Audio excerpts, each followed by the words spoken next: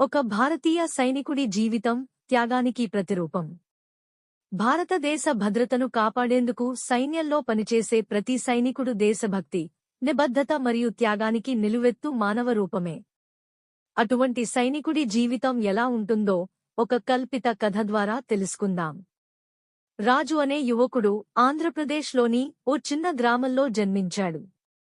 చిన్నప్పటి నుండి దేశానికి సేవ చేయాలన్న కలతో పెరిగాడు.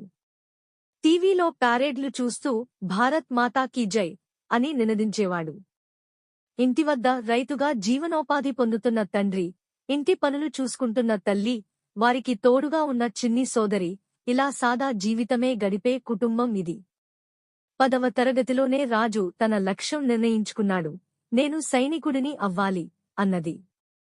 ఇంటివారు మొదట భయపడ్డారు. మా కొడుకు యుద్ధానికి వెళ్తే ఏమవుతుంది అని తల్లి కన్నీళ్లతో అడిగింది. కాని రాజు తండ్రి మాత్రం బలంగా మద్దతు ఇచ్చారు. దేశానికి సేవ చేయాలంటే ఎలాంటి భయం ఉండకూడదు అని కుమారుడికి ధైర్యం చెప్పారు. ఇతర బాలురు కళాశాలలలో చేరినప్పుడు రాజు ఆర్మీ రిక్రూట్మెంట్ ర్యాలీకి వెళ్లాడు. అహర్నిశలు శ్రమించి శారీరక పరీక్ష, రాత పరీక్ష, ఇంటర్వ్యూ మొత్తం విజయం సాధించాడు. చివరకు అతను ఇండియన్ ఆర్మీలో జవాన్గా చేరాడు. సైనిక శిక్షణ ఎంతో కఠినమైనది.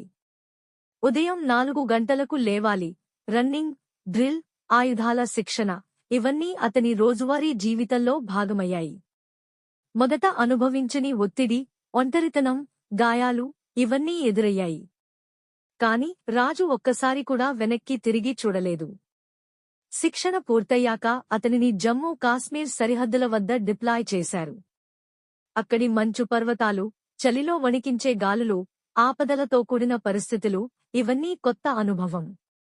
కాని రాజు ఒక్కరే కాదు, అతనితో ఉన్న సహచరులు కూడా అదే లక్ష్యంతో ఉన్నవారు. వారందరూ ఒక కుటుంబంలా మారారు. ఒకసారి శత్రువు ఆక్రమణకు ప్రయత్నించగా రాజు చురుకైన తెలివితేటలతో వెంటనే చర్యలు తీసుకున్నాడు. సమయానికి ఇంటెలిజెన్స్ ఇచ్చి తన సహచరులను